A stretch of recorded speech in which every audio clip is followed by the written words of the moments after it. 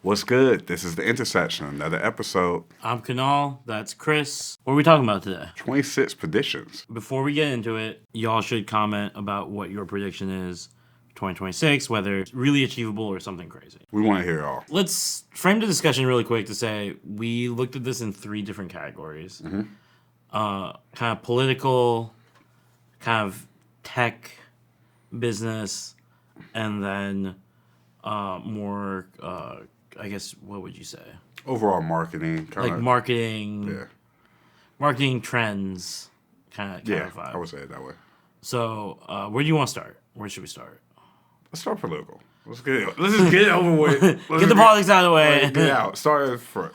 Okay, so I predict that we will see more millennial and Gen Z challenges to incumbent, House and local politicians. I believe we will see a lot of them actually primary those incumbents out. I mean, I think we're starting to see that already. It's not pulled out of nowhere. Last cycle, Maxwell Frost became the first Gen Z member of the House. We also saw Zoran win in 2025. This is millennial and Gen Z's moment to step up. I think there's also been a lot of broken trust on honestly both sides. I definitely have feelings on the Democratic side, but I think the Republican youth are also feeling a certain kind of way, especially after the, assassination of Charlie Kirk. So I don't think this is party specific even. I think you'll see younger people, younger Democrats, younger Republicans, younger folks calling themselves independent, challenging the establishment and the old guard. Part of the transition you're already seeing, Nancy Pelosi isn't running, and Chuck Schumer is not being treated with any kind of respect. No, not at all. Right. And we're seeing this. I think the same is going with Mike Johnson from the Republican side in the House. So there's going to be a lot of energy. Whether that energy leads to actual young folks getting elected, I'm not sure. I think we'll see a lot of them not win, but I think they'll force a lot of conversations. I want to bring up a study that has been going on since 1996 about incumbents and the percentage of basically them winning against people against them. It's gone down from, I think it was 7.6% in 1996, and now it's only down to 1.1%. So it makes... What's the percentage? The percentage is of how much they're favored above. So percentage points. Percentage points, yeah. Got it. So right now, it's only 1.1, which is at its all-time low. So it makes sense that more people are going to challenge. They're in real range. But yeah. Can you explain percentage points? Okay, percentage points. In this instance, you've probably seen this on CNN where they say somebody is up 5 percentage points. That is what they have for votes of going for them above the person that is against them. So an example is if you're at 5.5, that means you're at 55%. To the other person being 45. That is the 5 swing because the 50 is the even. I just want to make sure. I also forget exactly how that percentage breaks down. Not that they're 5% more likely to win, but they have 5% more of the overall vote. I think there's a lot of anger and disappointment on both sides in the system and what they expected. I think there's a rallying cry of releasing the Epstein files, and I think that's going to motivate a lot of younger folks who are like, if not now, when? I think we'll also see 20-year-olds really throwing their hat in. Oh, I think so. As well. Yeah, I mean, that kind of leads into what my bold prediction is. Content creators are going to, the spend for ads is going to be more than TV. More than TV? More than TV. And the reason why I believe that is because of the examples that you used of, who's winning. They use content creators. And I think 2026 is going to be an opportunity for people to test it out before the presidential. And so this midterm, I think from down ballot all the way to the top, content creators are going to be used. TV, I think, will still be there. It will still be right neck. I don't think it's going to be a big margin. Yeah. But the reason why is I think people are looking at polished ads are coming from big money. They want somebody that's a micro influencer that they can feel like they can connect to, that they would see, in their everyday.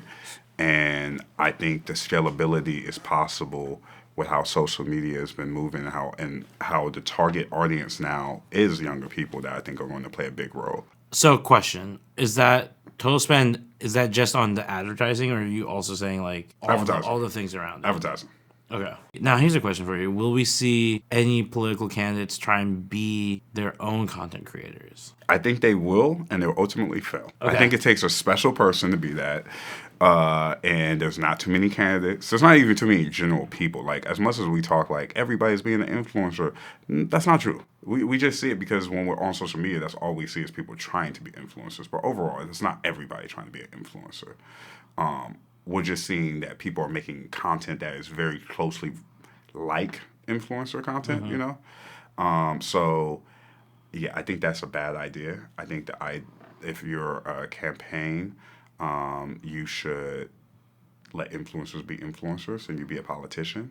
You should go on podcasts and have, or be part of like some of the fun viral moments that happen and content. But like, don't try to be one every day. Let me ask you something, which is, we've seen them try it a few years ago already. Do you think that establishment organizations, DNC, RNC, and other, kind of big established, have their own channels, are they also going to do that, or is this limited to candidates, do you think? I think the establishment, that's why I think the spend is going to go over. I think the establishment tried it. It didn't go over great. It didn't go over great, but they also did it totally wrong. And I feel like now they've looked at a couple of races and seen it work. Yeah. And, I mean, we know the establishment, they don't always come with something new. They only rewrite what somebody already wrote that they feel can win. And right now they're losing with young people. And where are young people? They're on socials. Where are young people listening to? Influencers. That's been proven, and just the data points of where they get their media from. So I think they have to meet them there. I think the biggest question is, can they do it correctly? Or will it just be the same history that happened a couple of years ago? I have a feeling, I'm going to tack onto something. I'm going to add something here. I think we'll see maybe a political debate in either Minecraft or Fortnite. Wow. That's bold. It might not be between candidates, but I think we're going to have some kind of political conversation or debate on either Minecraft and or Fortnite. I thought you was going to say Twitch. Twitch is just a streaming platform. Yeah, it'll happen on Twitch. It's already happened on Twitch. AOC was on Twitch. But I'm talking about specifically for a race. She wasn't in the race at that moment. I think one of the Canadian PM candidates was on there because that was like during Among Us. Yeah, so we're thinking that's. I think it's gonna be in Fortnite or Minecraft. They're either gonna target young, or they're gonna target like teens. Okay, I'm gonna go since it's already happened outside the US, but I think in Twitch streamers are going to hold a debate. I think that's a more reasonable take on that. But I'm sticking my flag in Minecraft or Fortnite. Hey, I get it. I'm saying content creation. Because I would love that. I think that'd be so funny. I'm saying content creation, paid media is going over TV. I get you. We're going bold here. We're going crazy. Yeah, I think there's a lot more that could be said about politics. There's a lot that's going to happen. Yeah. We don't have to get into all those nitty-gritties, but I think from the political spend on content creators, I think just to the advent of more content. So I think we're going to see more and more content being made. There's, especially through AI. I think AI content is here, but right now it's titled like AI slop or... I just want to make sure you're making a clear shift away from political and we're going into the market. Right. Okay, yeah. Break on politics. Let's talk about tech. Let's talk about tech. And AI specifically. Okay. The potential of AI has not truly been tapped into, in my opinion. Right now it's being used kind of on the surface, and I think you're seeing some people who are really playing with it in terms of like creating some kind of digital art, which is built on a lot of stolen art. So, not supportive of that necessarily. And there's a lot of ethical questions, but it's now become such a pervasive reality that people are going to have to reckon with the tools that are AI. I think we're going to see more business applications when it comes to doing AI modeling and research. I think we're going to see more healthcare applications with AI helping with like cancer research and kind of the like lab synthesis of medicines. But I think we're also going to see more creative use of AI. When I say creative use of AI, your first thought is probably... It goes into graphics, it goes into animation, but I think you're talking about it a different way. So, like, break it down for me. I think there are more AI musical artists that I think are on the way. They're going to fill up... Because honestly, like right now, I ask a lot of my friends how they listen to music. And some folks will listen to albums all the way through. A lot of people will put on a Spotify playlist. But the playlist killed the music game. And those the auto-generated playlists are just perfect to sneak in just AI music. I mean, we've seen that. There was a #1 country song from an AI. It's already happening. Yeah. It's already happening at the top. I think you're going to see it happen more in the middle and the lows. Okay. It's going to provide an existential threat to how musicians can survive off of just music. I think this also applies to, ad writing and all kinds of things. I think the big problem here, maybe pulling it back to politics a little bit again, is we're not going to see real regulation on this. I think, was it Spotify who made a move to say that? Or no, Steam is a video game platform, has said that they will tag any video game that uses AI to say it's AI. Yeah. Created or assisted. That's their own personal decision, which I thought was awesome. That should become like a legal mandate for all AI content. Yeah, and I don't think that'll happen. I don't think that's what happened. I think that's not gonna happen. I think that's a safe prediction for 2026. That you could say that's not going to happen. Sadly. Yeah. The government standing against the tech billionaires. Oh, never in my life. Sadly. Yeah. Okay. I mean, it sucks.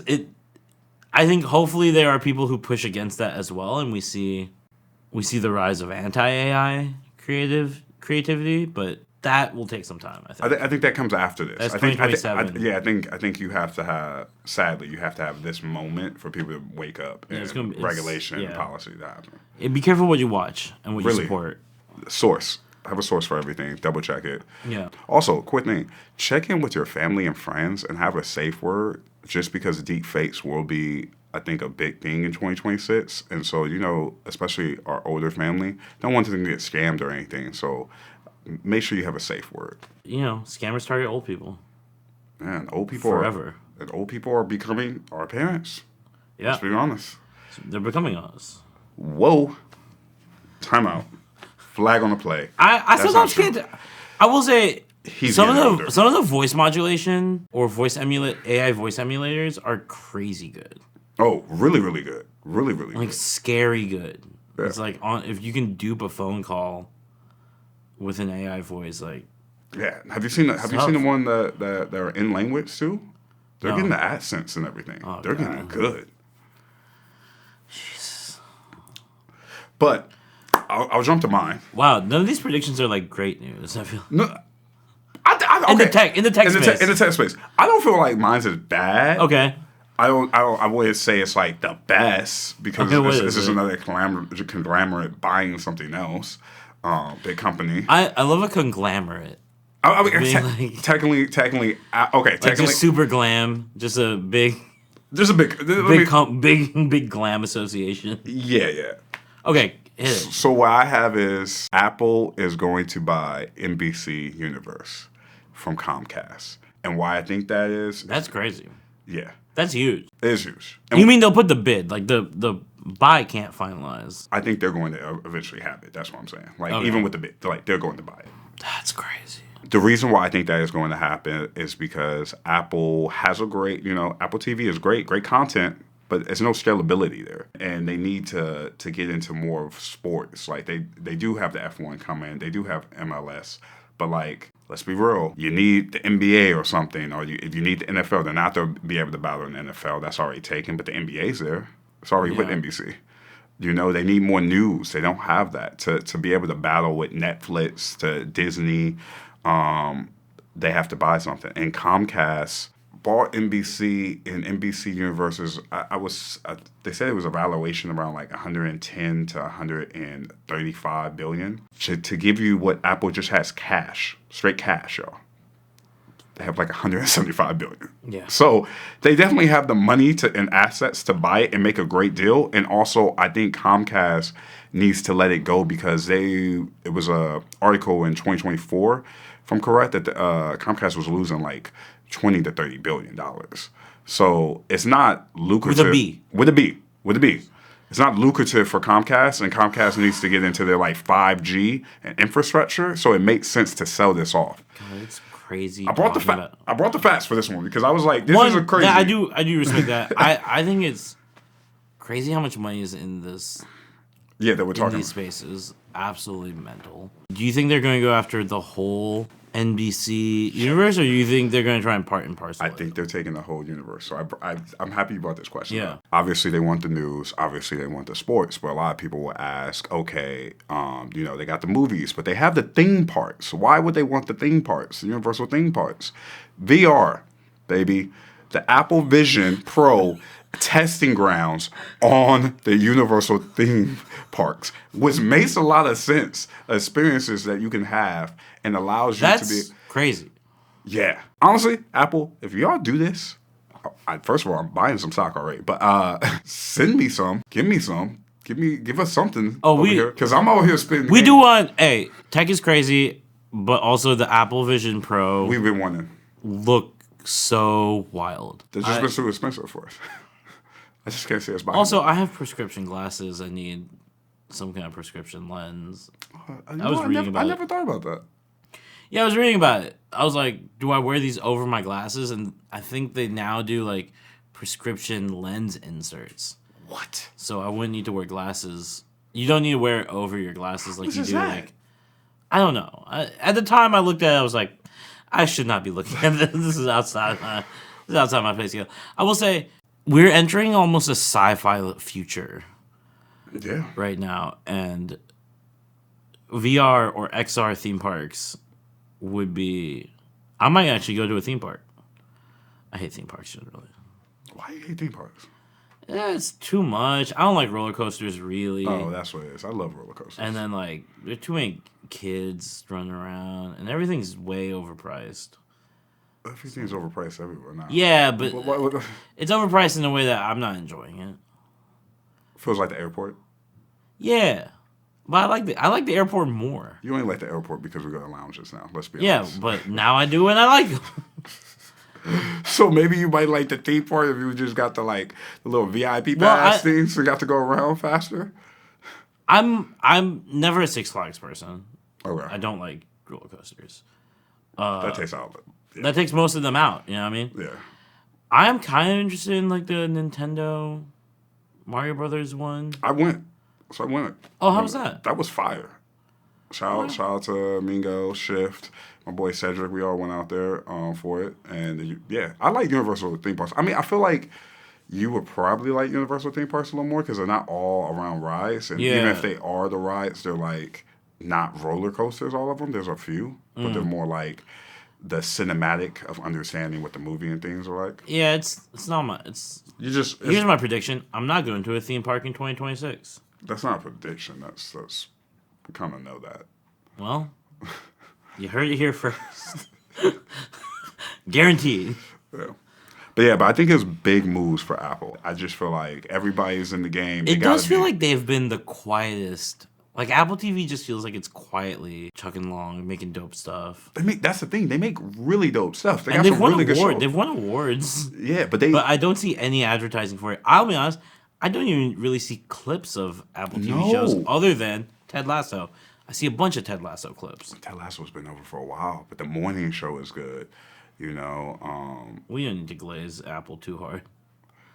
I think they make the best original content right now, to be honest. I think Netflix had it, but they fell off. I have no judgment here. I'm just wanting to put my hate for Prime Video that you guys do horrible original content and stop telling us that we have to rent everything. What's the whole point of having it? If y'all didn't have football and the basketball, I'd be honest, I wouldn't be there. Had to let that out. Okay, let's go marketing.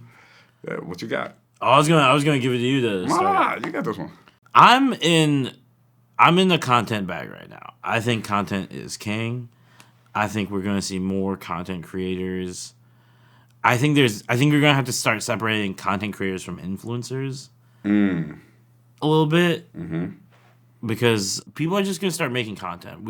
I think it's a little bit that people are bored and want to just like speak and do something and put something out there after having consumed. And we're seeing more and more folks just to be like, hey, it's easy enough. Like your phone is a hyper dope camera that's like recording in 4K. Yeah. Its microphone is really good. You can just go out and shoot stuff and say stuff. And I just want to point out, we're doing it.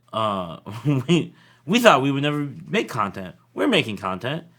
And if both of us who resisted that idea gave in and are doing it on a weekly basis on YouTube, Instagram, wherever you stream podcasts. Subscribe. Like that button. Like that plug-in. We're smooth. This We're is good. just a plug. No, but also like we have our friend Warren is doing his like podcast content. I love what they're talking about. Called City People. Yeah, I love the City People. You should check them out. But also, like, I think some people will do it just for themselves to keep just putting stuff out there. I think some people will just start building little brands and publishing a lot more content. I got a question for you. You said there's a difference from content creators and influencers. Can you give me a simple definition for both that can explain the difference? Yes, so I'll have two differentiating factors. Okay. I think content creators are going to try and we'll look at a specific niche audience and try and cultivate and grow within certain bounded parameters. Okay. Right? We're going after like people who listen to news and are interested in how the culture is evolving. Yeah. And kind of like we're very varied in topic. I think that will be unusual. I think you'll get people talking very specifically. Okay. Whether that specificity might be them just presenting themselves. It might be talking about a very specific topic. It might be talking about even just like a very specific show or sport or team or something like that. I think an influencer will be a lot wider spread. We'll be going after more, telling of ads, kind of like support brands. Not necessarily fake, but like more focused on like living a life with like products and we'll be more focused on like objects or actions. I got a question. Yeah. Are influencers just a minor celebrity? They are now, yeah. In a sense, because that's kind of like the description is. The other thing, what we would say celebrities in the early 2000s were doing, like kind of living their life and D-list, C-list. I think until we're not to say their names until that happened, they made them A-list. What? We're not going there. I'm not. I don't even know what you're talking about. But it's all right. People that know. I see Matt back there. He kind of knows. What are we talking about? We're talking about, you said D-list, C-list. I'm like, but they became A-list, and now they're living their life, and everybody just goes. But I refuse to give them time on our podcast. So keep going. Oh, okay. I don't know what we're talking about, but it's all right, cool. Comment if you know what he's talking about. Maybe I do, but I'm not putting it together right now.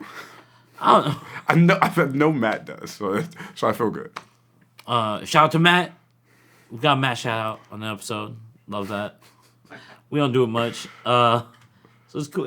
It's cool. Hey, Matt. Yeah. I don't get to see. We were talking about this before. This is now aside.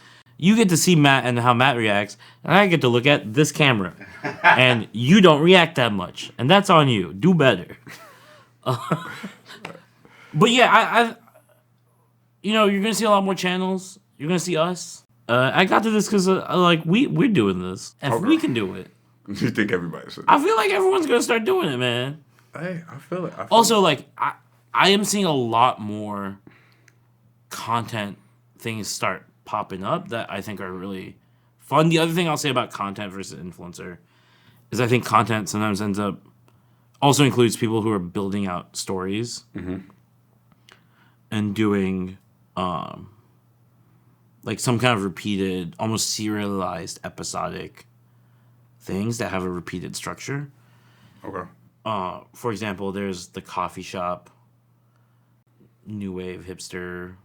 I forget who the comedians are, and we'll pop them up right here.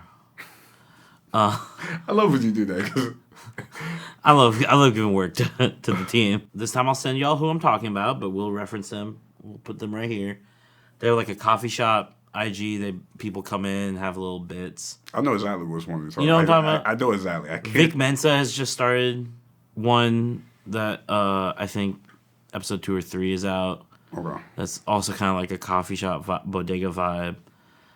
There's that podcast from Chicago. It's like a couple of black youth talking about Chicago and Chicago politics. Exactly. So I think that there's just a lot more content being made both by celebrities and people who have followings, and also people who are just interested in making something. And I think that's going to blow up. I agree with that. I mean, this is not my prediction, but I definitely think this will happen. I think short form content is going to blow up. Yeah. And it's going to be the new shows. Like, honestly, social media is becoming the new broadcast of different shows. And I think short form is that we'll still find that people are more scrolling and they're on their TVs. Yeah. I think we'll also see brands prop up someone as a content creator. Yeah. So this kind of goes into what I have, though. I have nostalgia marketing is back. Y2K is back. I see it everywhere, and I feel like it's going to blow up in 2026. And I'm fine with it because I grew up in it. And I think, well, they're targeting us now. Yeah, because we got money. Yeah, we got more money than the other people. Oh, I could have a beeper. I never had a beeper. That's not Y2K. That's right before it. But that's. You just answered it. It's right before. It's not. But fine. Yes, but you can bring back a beeper. I think it'd be. That's cool. Well, I never had one. Sorry, keep going. Yeah, we're way too young to have beepers. Yeah. If you don't know what beeper, right here. Had to steal your move. But I love it. I think also like we see, malls have been dead, and if you go around, like the malls are still like empty. I think brands are going to come back and use malls as like third spaces for nostalgic marketing and everything. Okay. Like that's really cool. Like Blockbuster, in a way, coming back. But like, I mean, it's a perfect time to come back and have some rented videos. We got a lot of this streaming wars. Perfect. Again, if you're taking my idea, shout me out, slide me a check. We're content creators. We take payments, but we will sell out. But like, is what we're saying. Like Circuit City, like a lot of these young kids don't. Oh my God! Don't know about what I'm talking about right now. The Radio Shacks. I feel like a good third space type event parties used in these mall spaces would be great. And I think brands that win from this are obviously going to be your Disney because they have all the IP. Like, I think bringing that back and bringing actually community together with that marketing is what's going to happen, blow up in 2026. I have two responses to that. One is, I think that's actually a really astute observation on the disappearance of third spaces. Mm-hmm. That's something we've talked about before. I'm not sure whether on the channel or not. We haven't talked but about. Sure. There is like a huge lack of third spaces for the youth right now, and I remember for growing up, that was the mall for us. Exactly. My dad would drop me off, and I would just spend hours in the mall. The mall had everyone. It had the Jots. It had the nerds. Everybody was there. It had the random kids. You saw everybody. You did stuff. It had the kids that were always with the parents, and you were like, "Hey, what's up?" Everybody was at the mall. Yeah. And malls are coming. I think malls are coming back in a different way. I think partly also they kind of have to. There's such a unique structure that it's hard to really chop them into anything else. Can't really do them in the housing. It costs so much. Can't make it into, just a big company building. It kind of has to, like you said, just be a reinventing of the mall. Here's what I think that's, it just is what it is, right? There are two things I would love to see in the mall. One, I think you mentioned Disney and some other companies that could do this. I would love to see companies that you don't expect to create a kind of third space for customers to come and just sit, appreciate, engage. The first brand that came to mind would be Sephora. To me, to create kind of like a parlor kind of vibe, I think people would love that. Presumably, I don't shop at Sephora. I want to ask, what do you mean, like, as people coming in? Just come hang out, try some stuff on. I feel like Sephora, they already have that, man. They already have, but like... You want on a larger scale? In a mall, like they do it kind of in their stores. right? They're nice, but there's not places to like sit down and just vibe in them. As far as I know. Okay, you're talking about. I went to one once, like 4 years ago. Okay, you know okay, what I mean? okay. Like, I just want to make, because we said try. I was like, they do got like chairs and stuff you can sit down and try on. But like, you get like a vibe, like kind of like a cafe, not cafe, but like that type of like sitting there that you can go. And just some sofas and some magazines, just kind of like come hang. So really, you're talking about like people. And this is actually a good point, because we're throwing some dope ideas. Now I'm feeling the synergy is here. You're talking like a Sephora, but like Teen Vogue they had in the like when they had magazines where you go like to Barnes and Noble with all the magazines were there, like but like the Teen Vogue type rent space. I see that happening. Like I think that would be great, and then you can also like create a space where you can just meet and hang out with people. Nice little camera up there so people can take pictures right there, and then And the second thing is, I'd love to see like a laser tag or something just in on a whole floor of a mall. Okay, so my big thing just is, massive laser tag. See, I want something similar but different, not laser tag. I think it would be great to do a paintball. Take the whole mall, split it into different things. Give me some live, close as I can get this Call of Duty types action on paintball. I think laser tag is just easier to clean up. Who cares about cleaning?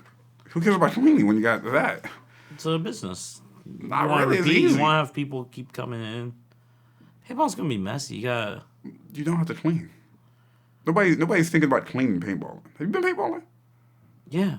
Nobody's thinking about cleaning. But this is indoors.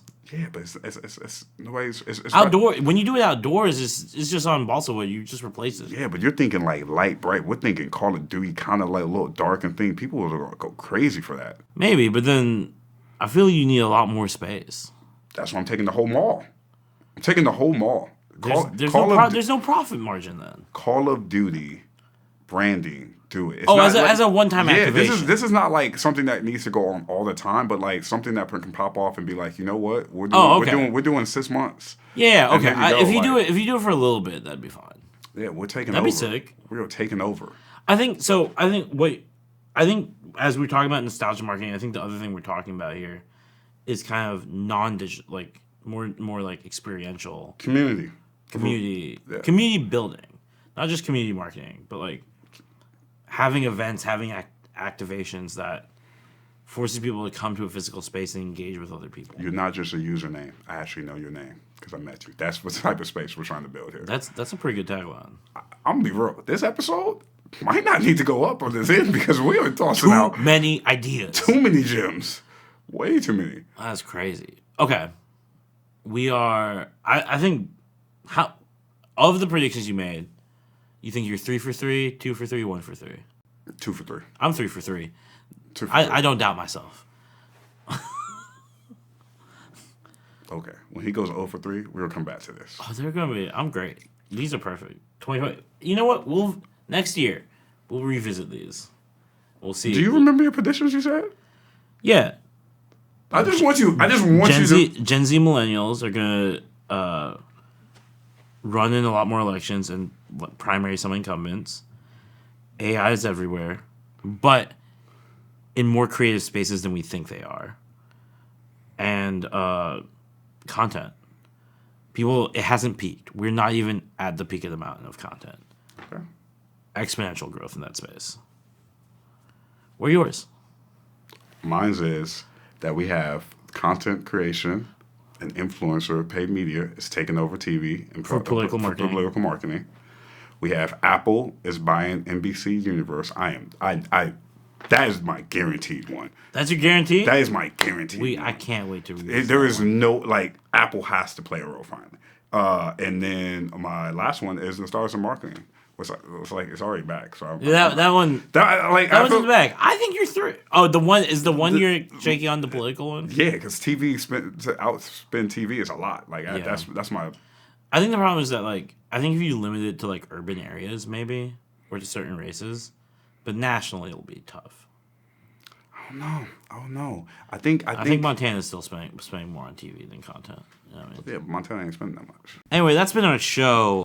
Make sure to like, comment, subscribe if you're on YouTube or on Instagram. And if you're only on one of them, follow us on the other one. We're on Spotify currently. We're on Apple. We're on Apple? We're on Apple by the time this happens. Wow, that's amazing. We're on Apple too. We're going to be in other places you listen to podcasts. Yeah.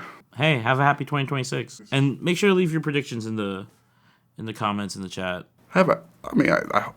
Okay. What? No, that's all good. Happy 26. Like, it's the beginning of the year. All right. What else we going to say about 20? Bye. See ya.